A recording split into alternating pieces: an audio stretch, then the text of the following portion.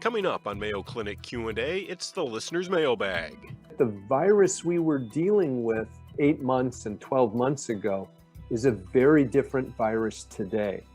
Now it's the so-called UK strain, a strain that causes about a 4-fold increase in viral load. To battle the change in the virus, it's important that all individuals 16 years of age and older get vaccinated, even though there is a very slight chance of breakthrough infections. There are people who will get the vaccine and either because of genetic issues they have, or maybe they're immunocompromised in some way, may not have fully protective antibody levels. So when exposed, they could develop disease. How often is that in fact happening? 0.005%. It's teeny. Welcome everyone to Mayo Clinic Q&A. I'm Dr. Helena Gazelka. We're recording this podcast on April the 19th, 2021.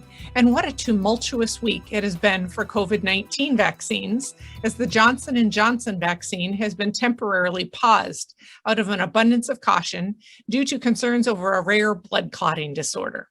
Well, joining us to discuss this today and enlighten us is our favorite COVID-19 expert, Dr. Greg Poland, virologist, infectious disease and vaccine expert from Mayo Clinic. Thanks for being here today, Greg. You bet. Good morning, Helena.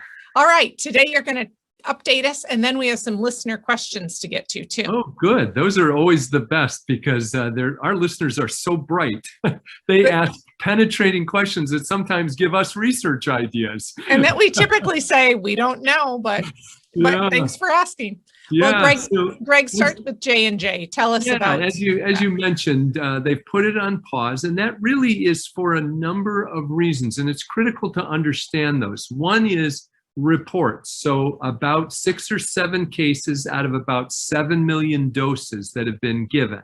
So what is the extent of that? Case reports can take weeks to filter in. So they're pausing to understand how many exactly are there.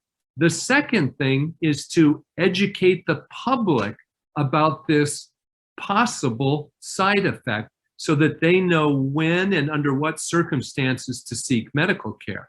The third is for our own education. It's to have time to educate the physicians and nurses and pharmacists what to look for, why we're doing this, and why this is such a rare side effect.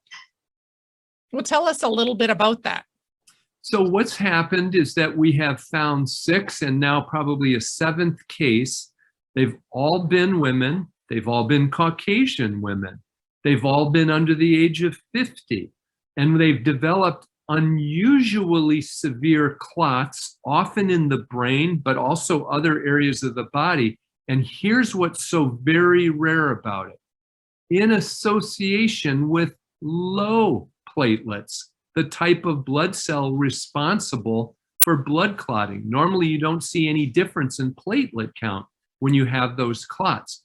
The reason that's important, and this is why the pause is to educate everybody and determine if this is real, is the last thing you want to do is what we as physicians instinctively know to do, which is to treat them with a blood thinner called heparin. And you don't want to do that in this particular case. So they're having to educate people about that and teach them that you have to do that in a different manner, in a different way. But and certainly, Greg, Greg, go ahead. Yeah, part of the problem is determining, is this real? Is this really elevated above background? My personal opinion is that it appears to be. And so I think the pause, and it's controversial for some people that I as a vaccinologist say this, but I think the pause was appropriate. It indicates that we have a very, very robust safety surveillance system. And it also indicates that even knowing that it will be controversial and, people who are against vaccines will kind of point to it, it indicates our willingness to pause with any kind of safety concern and fully understand and explain this. And certainly, Greg, you said this is unusual, but there is clotting and low platelets at the same time, kind of an odd combination. But certainly this is a known phenomenon with at least one other medication. And so that lends some credence to the idea that this might be like an antibody or autoimmune response. Exactly, Helena. In fact, two different investigative teams have identified an antibody against what's called platelet factor 4. So it involves platelets and blood clotting. And that may be the mechanism behind this and may be the reason why we don't want to give heparin in this case. So I think the key thing for our listeners is that younger women that may have gotten the vaccine, those 6 cases out of 7 million people, so it's terribly rare. So rare that the question is it real? I think it may be. Personally, because when you take those 7 million and you say, well, how many of them were women below the age of 50, and you're in the 1.5 to 2 million. So what that really means is there might be 6 cases out of 2 million, not 7 million. And so women who have gotten that vaccine, who are below the age of 50, who develop severe headache, backache, shortness of breath, swelling and pain in a limb. Those would all be reasons to seek consultation with your physician. And certainly, Greg, besides the obvious concern over individuals that this might occur in and the difficulties that they would suffer, there's a couple of big concerns. One is that we're having to remove a vaccine, which was contributing to the supply of vaccines. So now we have a relative shortage in comparison with that vaccine being available. And 2 is this idea of vaccine hesitancy, and that this may lend credence or fear for some people in pursuing any vaccine. What do you think about that? I think that's a legitimate concern that people have. I think that's why people have been surprised that I'm in favor of the pause until we understand this. But I think what you have to realize, again, is this is evidence of a robust safety system. These very, very rare things that happen like this, you cannot even identify them until you have people, millions of people, getting vaccine. We've seen 0 of this with the Pfizer vaccine, despite 90 million doses. We've seen 3 cases with Moderna, not with low platelets. And so those represent background rates. Remember that, let's just take the unusual blood clot in the brain. That occurs as often as 3 to 30 cases per million people. So this number we're talking about fits in that background rate, except that it's associated with low platelets. Well, hopefully they can figure this out soon, because there are advantages to using the Johnson & Johnson vaccine. All of the vaccines have sort of some unique properties, and certainly there are advantages to that vaccine if it's safe to use. In fact, Helena, I think there's a reasonable chance that with the CDC meeting this Friday, that there'll be recommendations to use it. Perhaps, I'm just guessing here, perhaps not using it in younger women.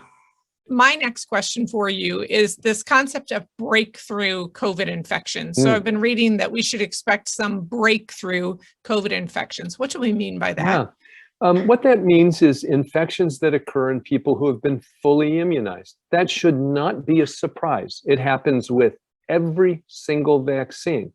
Remember that in the clinical trials, that 95% means that compared to unvaccinated people, your risk is reduced by 95%, not 100. And that's why we continue to wear masks until we get very widespread immunization. So what that means is that there are people who will get the vaccine, and either because of genetic issues they have, or maybe they're immunocompromised in some way, may not have fully protective antibody levels. So when exposed, they could develop disease. How often is that in fact happening? 0.005%. It's teeny. It's a teeny number. At a population level, it starts adding up to where you've got 9,000, 10,000 people that have been identified. So again, it's the reason why when we're out in public, we still wear masks until we're able, and if we're able to get people immunized. The other thing that I had read in the news this morning, Greg, it was either from this morning or perhaps this weekend, is that Pfizer had said that we may need to have a booster and perhaps even a yearly vaccine. What do you think about that? I think there's a likelihood that will be the case. And I want to be very clear here, and it won't be popular, but I believe that we should be radically transparent and honest. The reason for this is people who don't wear masks and who don't get vaccines and who don't adhere to these recommendations. What do I mean by that? The more time this virus passes through one person after another, the more likely it continues to mutate. As a result of those mutations, two things are happening. Some of the mutations are making vaccines, plasma, monoclonal antibodies less effective. The other thing is that the virus will likely become something that we have to live with for the rest of our lives. Wow. That potential is there, and that we would have seasonal epidemics, much like influenza. The consequence of that is by not getting everybody immunized, all of us will have to get immunized every year, which means there are people who won't, and we will continue to lose lives and have people hospitalized. Interesting. All right, Greg, put your thinking cap on, because our listeners have some questions for you. The first is from a listener who is wondering whether it is just as efficacious to have their vaccine administered in their leg as in their upper arm. They state that they're receiving their Shingrix vaccine that way, and would it be okay to have the COVID vaccine that way? You know, again, evidence of just how bright our listeners are. That's a great question. And it's not one that most healthcare providers would necessarily be thinking of or ready for. And she's right.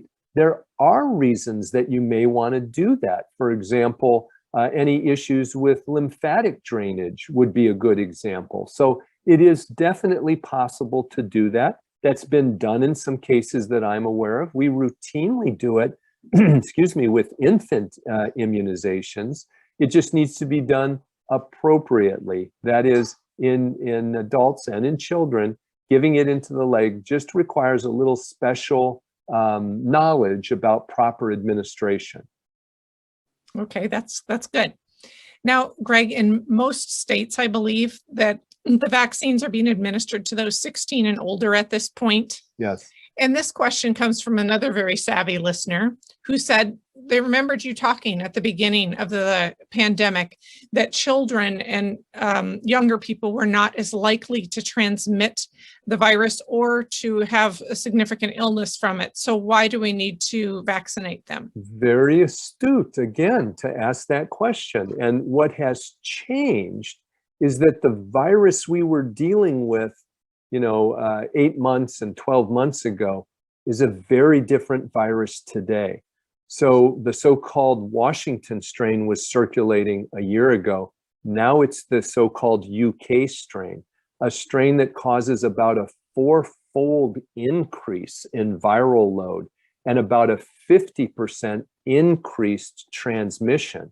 So with this variant, not true with the old virus, we're seeing case rates, infection rates in children and adolescents, and unfortunately, even increased hospitalization rates in that age group that we never saw before. So this is another consequence of choosing not to control this pandemic with mandatory masking and vaccination. It's the continued reality that things keep changing too, and that right. we have to stay up to date. So here's another question.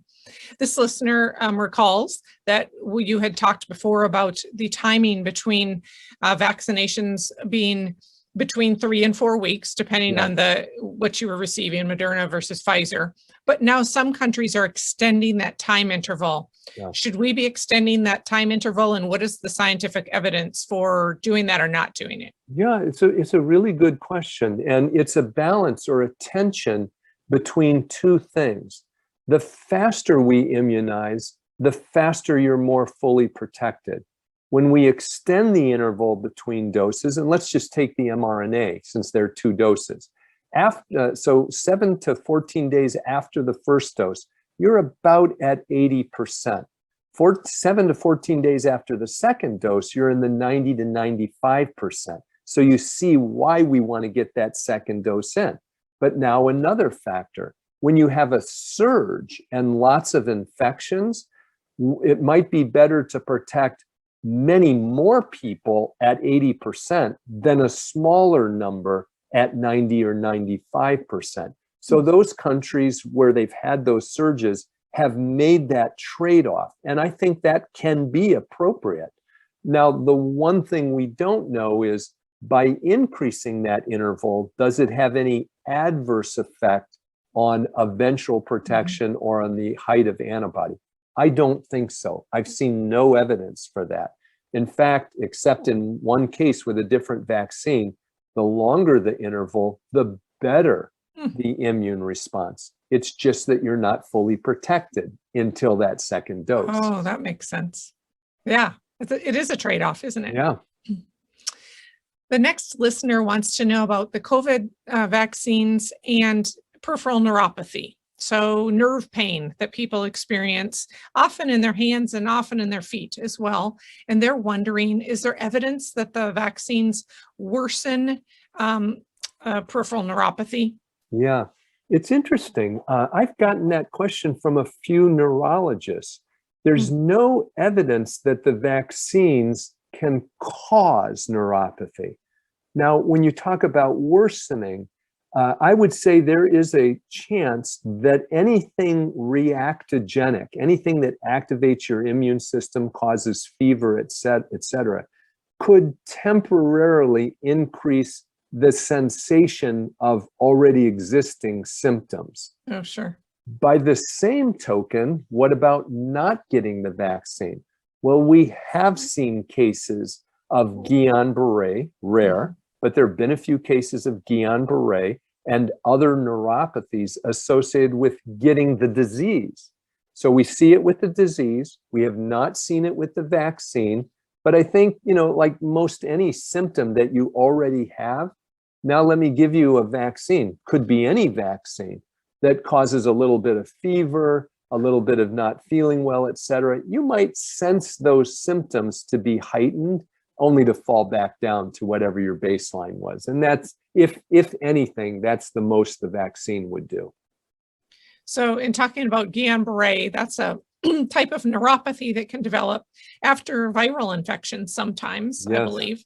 Yes. And neuropathy means there's something wrong with the nerve. Right. It doesn't function well, it hurts, something along those lines. And So there are a lot of reasons for that. And because of the way peripheral neuropathies work, and again, now we're talking about a couple 100 million doses that have been given, and there's been no safety signal for neuropathy. But Greg, can the COVID-19 infection itself cause neuropathy? Well, that's where I think there's some uncertainty. As I say, we've seen a couple cases of Guillain-Barré. So in that case, yes, but so rare that you're wondering if you're seeing background rate. In other words, we're not seeing more cases than we saw a year ago, for example, or 2 years ago. So we assume that's background rate. Now, one thing taken out of the equation is influenza, not the vaccine so much as the disease influenza, does cause Guillain-Barré. And we've had next to no influenza this year. So it just gives you a flavor of how hard it can be to try to determine, is there causality here or is it just temporality? In other words, we're seeing this and it's no greater than the normal background rate. Greg, everyone wants life to get back to normal. And the next question is from a listener. He and his wife have both been fully vaccinated with the Pfizer vaccine and now wonder, what is the scientific evidence that they must continue to wear masks?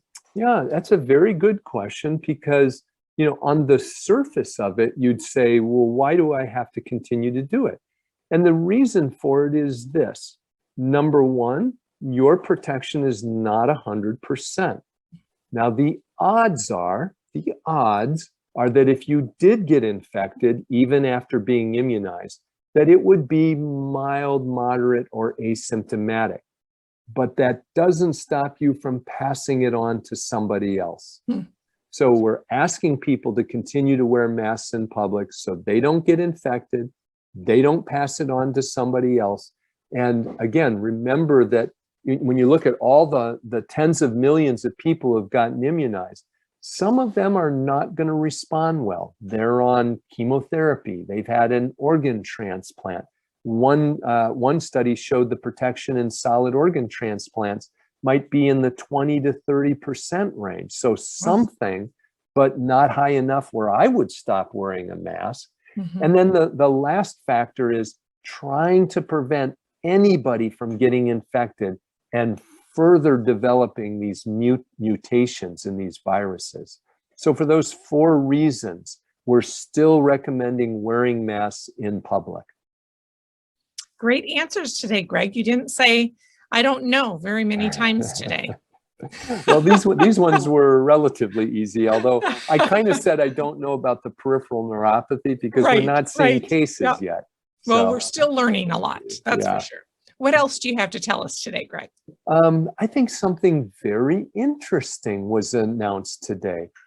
In the UK, not in the US, in the UK, they're going to take young, healthy people who have been previously infected with COVID-19, and they're going to expose them to the virus. Oh my. They're going to put them in isolation in a special facility for, I think, 2 to 4 weeks, and they're going to follow them with all kinds of imaging tests, blood tests, et cetera. And what they're trying to determine is,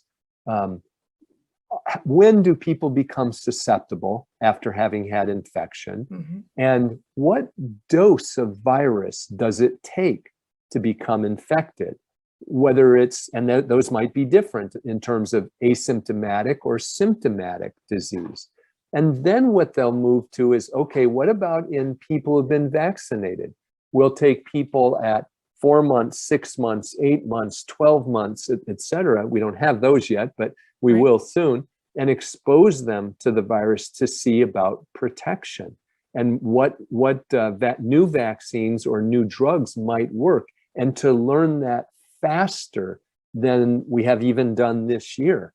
So I hold hope that the way they're doing it, I think, is ethical. Some readers may have read some of my comments early on where I had concerns about the ethics of doing it. But when they're taking people already immunized or already who have had disease, are young, and now we have therapeutics, I think it could very quickly accelerate our knowledge base about, do we need another booster? How often? When? And I think it will also show the value of masks in ways that will be hard for people who don't like masks to deny. That is really fascinating, Greg. That's a different type of research than we usually hear about happening in the medical community. And our hats off to those who would volunteer to help others with that knowledge. That's amazing. Yeah, absolutely. Thanks for being here today, Greg.